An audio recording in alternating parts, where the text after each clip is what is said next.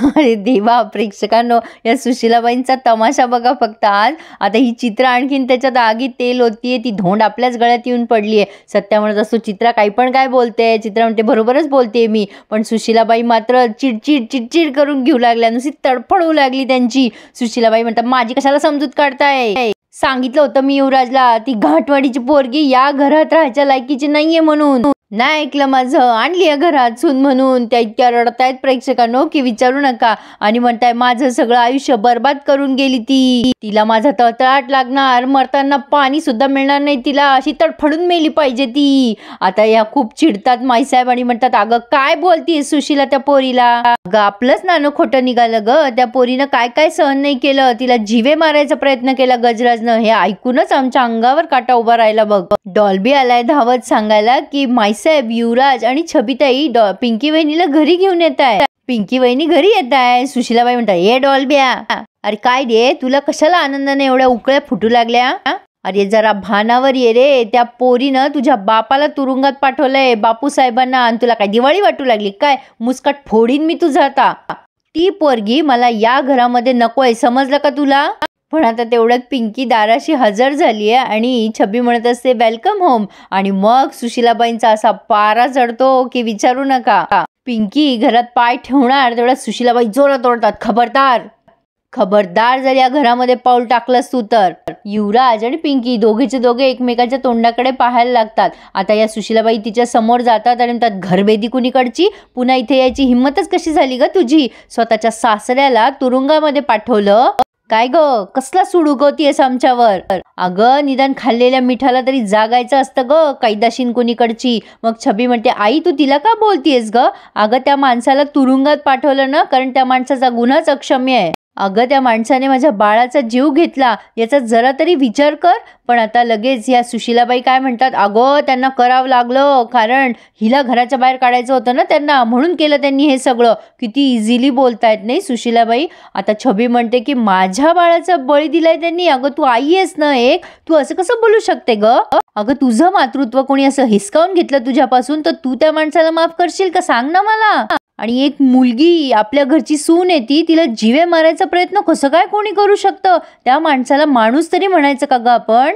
आणि तसं जर असेल ना आई, तर मी सुद्धा चुकीच्याच घरात राहतीये. मग युवराज म्हणतो, नाही ताईसाहेब, तुम्ही चुकीच्या घरात नाही आहात, या घरातली माणसंच चुकीची आहे. नाही, एखादा माणूस झोपला असेल ना तर त्याला उठवता येतं, पण झोपेचं सोंग घेऊन झोपणाऱ्याला नसतं उठवता येत. गजराज धोंडे पाटलांनी केलेला गुन्हा अक्षम्य आहे, त्यांना शिक्षा झालीच पाहिजे. लगेच सुशीलाबाई कशा बोलतात बघा, झाली असेल चूक त्यांच्याकडून म्हणून काय त्याचा असा गावभर बोबाटा करायचा काय? घरच्या घरी आवरता आलं असतं, प्रकरण निस्तरता आलं असतं ना. पण नाही, सगळ्या लोकांसमोर मोठेपणा मिरवायचा असतो ना हिला. आणि नाहीतरी हिचा चेहरा बदललेलाच होता ना, राहिली असती पिऊ म्हणून, काय फरक पडला असता? युवराज भारी उत्तर देतो, अहो गावभर बोबाट्याचं काय बोलून बसताय तुम्ही? अहो बापू साहेबांनी तयारी केली होती, तिथे माईक आणि भोंगा घेऊन ते बसले होते. मला सांगा आईसाहेब, उंच कड्यावरून तुम्हाला जर मागून धक्का मारला तर त्या माणसाला तुम्ही माफ करताल का हो? ह्या नुसत्या तोंडाकडे बघतायत आता युवराजच्या. युवराज म्हणतो, सांगा ना आईसाहेब, करताल का तुम्ही माफ? छबी म्हणते, आई तू काय बोलते, तुझं तुला कळत असतं की नाही ग? पण ही लगेच सुशीलाबाई म्हणते, मला सगळं कळतं मी काय बोलते ते. माझं हेच म्हणणं आहे की ही पोरगी मला या घरात नकोय. शेवटी माईसाहेब अशा बोलतात या सुशीलाबाईंना, सुशीला बस कर आता. अगं या पोरीनं या घरासाठी जे केलंय ना, ते पाहून सुद्धा तुझ्या हृदयाला पाजर नसल फुटत ना, तर तू माणूस म्हणून घ्यायच्या सुद्धा लायकीची नाहीयेस ग. माईसाहेब पिंकी जवळ येतात आणि मायेने तिच्या चेहऱ्यावर हात फिरवतात आणि म्हणतात, गजराजमुळे तुला तुझा चेहरा गमवावा लागला ग, इतकंच काय? अगं आम्हाला हे समज कळलं ना तर आमच्या अंगावर काटा उभा राहिला ग पोरी. अगं हे कसलं ग राजकारण? अगं आम्ही बी राजकारण केलं, पण त्यावेळेला एवढा चिखल नव्हता ग पोरी. अगं स्वार्थापायी माणसं मारायची, अगं असलं संवेदनाहीन राजकारण नाही ग, नाही, आम्ही कधीच केलं नाही असं राजकारण. तुझ्या जागी दुसरी कोणी असती ना तर ती या घरात परत कधीच आली नसती.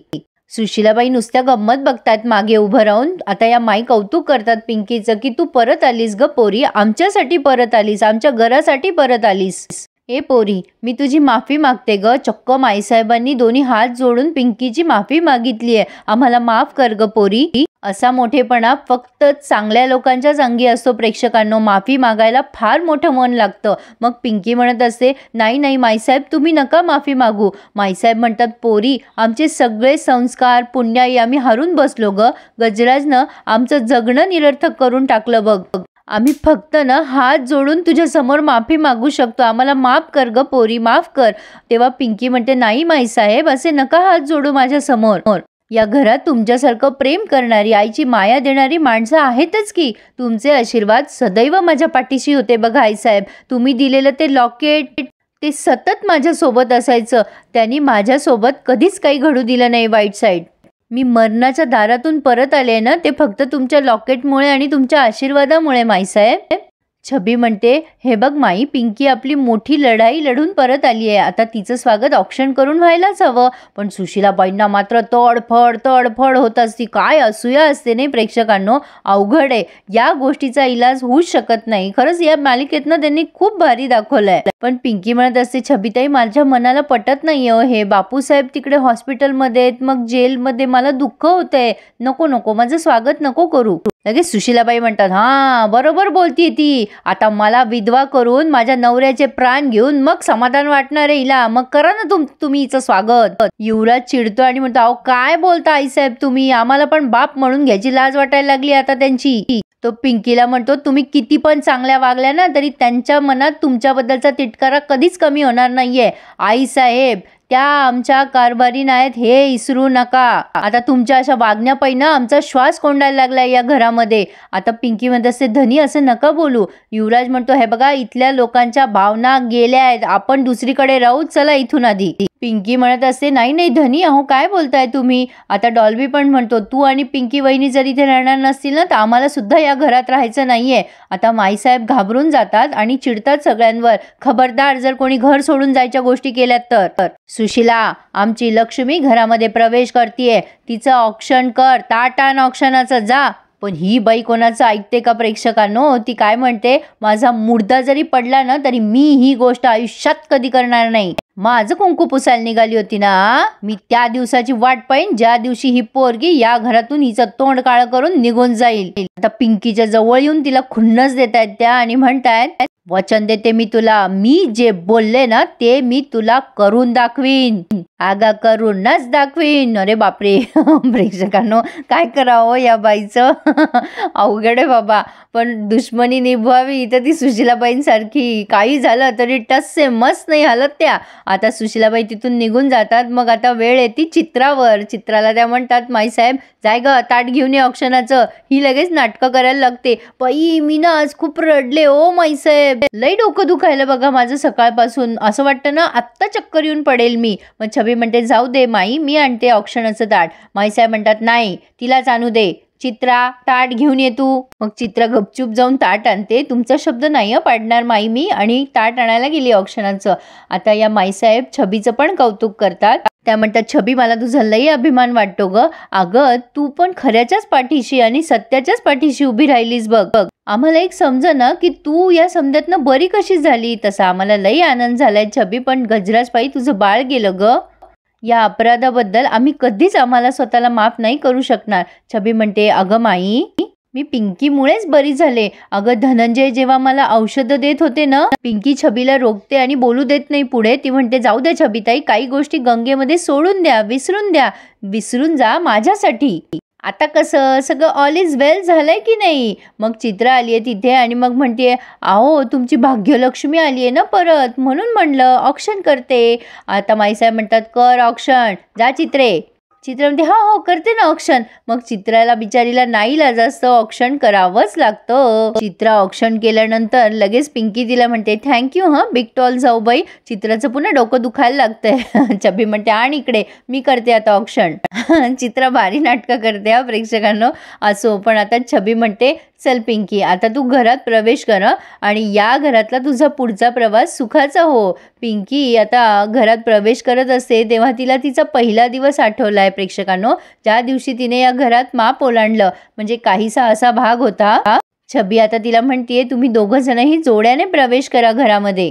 युवराज खूप खुश असतो. तो म्हणतो, "हो, खरंच की काही ना काही कारणामुळे ना मी आणि कारभारीन आम्ही दोघांनी ना जोड्याने प्रवेशच केला नाही घरामध्ये. काही ना काही होतच आलं. पण त्यात माझ्या लक्ष्मीचं औक्षणही करायचं राहिलं बऱ्याचदा." आता छबी म्हणते, "असं कसं राहील? मी आहे की औक्षण करायला." "लक्ष्मी तिथे नारायण.